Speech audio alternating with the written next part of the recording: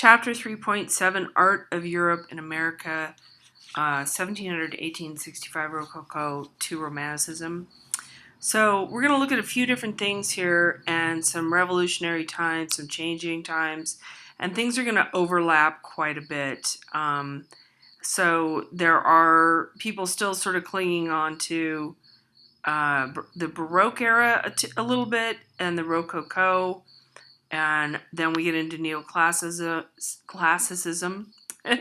So some styles of this period are going to overlap, okay? Now I know that this is a lot and it gets into some complexities here, and it's a lot of reading, and I gave even more reading on the Industrial Revolution with a quick link, I swear it's quick, to the steam engine, because that's going on at the same time. So lots of things are changing. There's lots of exploration. We're a little bit past the age of exploration. The main part with Columbus and Magellan and Captain Cook is, well, that's happening around this time. But there's a lot of political upheaval and so on. But there's a lot of cross-cultural things happening. Migrations are happening to the U.S. and different colonies. So there's a lot to take in. So we are thinking of this power that's going from the wealthy to the middle class. Kind of what is talking about here is France and the U.S. in particular, of the ruling powers, the elite, the royalty, that kind of thing changing. And the Industrial Revolution has partly a role to play in this. We get into the Age of Reason, the Enlightenment, and we talked about overlapping periods. So here's one. This is all the way into 1768, and this is from chapter 4.4, but this is demonstrating a scientific exploration here with a bird, and it's a little bit disturbing, really, in our eyes. Like, this woman is a bit disturbed at this, but the idea...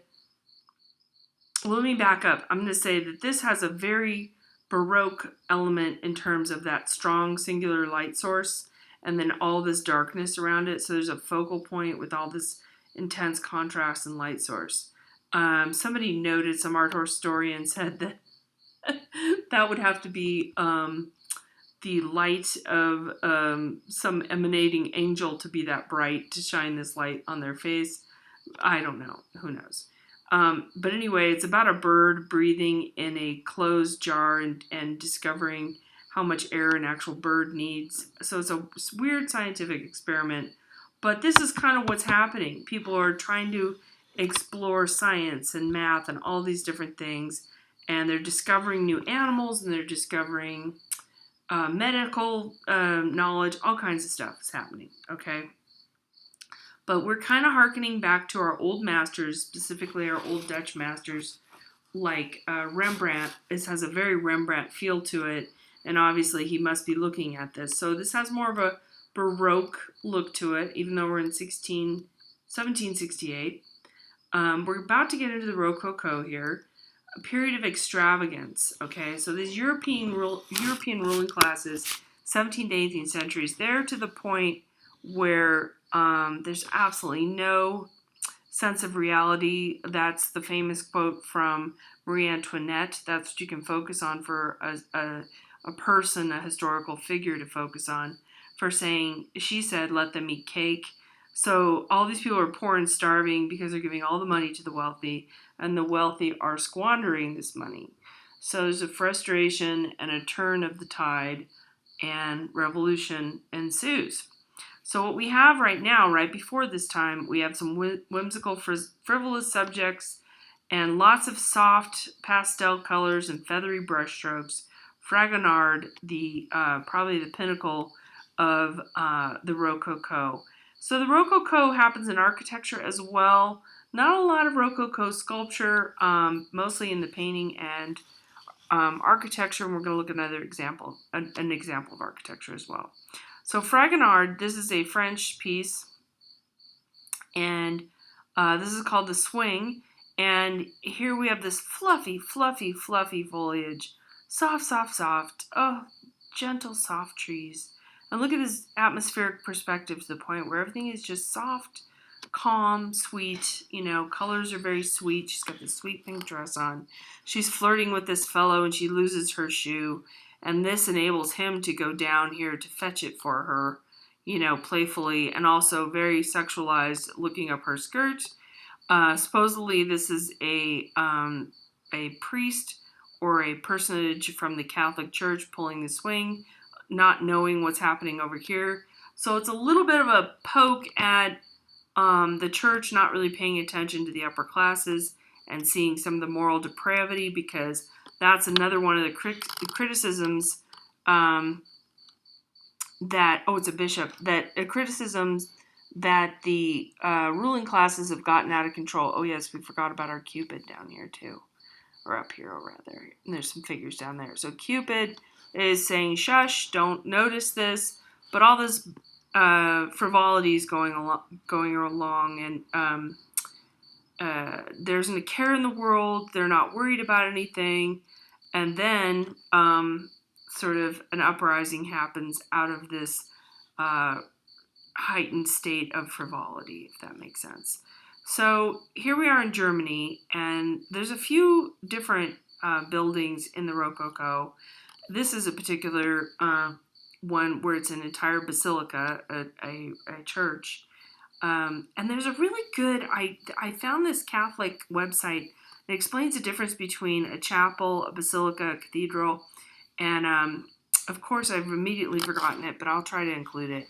So here we have our apse, but it's not as noticeable. See how we're missing our long nave here that's at an angle? Everything's soft and curved. There's all these curved ceilings, even though they're not quite, there's a barrel vault, but it's not quite,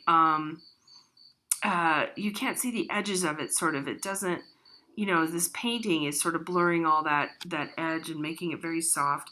Pale pastel blues in here, gold detailing everywhere. Rococo often has things that look shell-like, or like a big clamshell kind of thing. That's one of the looks of the Rococo.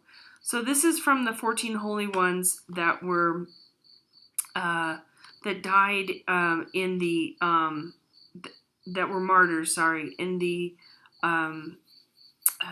plague that was much earlier. So this was what this church was built on. And then the believers prayed to them to protect them from illness. So here we have, a little bit of what we're talking about, that idolatry previously, and this disruption we get into with the Reformation, Counter-Reformation. But anyway, we just move forward and get more and further into the Catholic saints as intermediaries for prayer. Okay, so now we're going to reject the Rococo.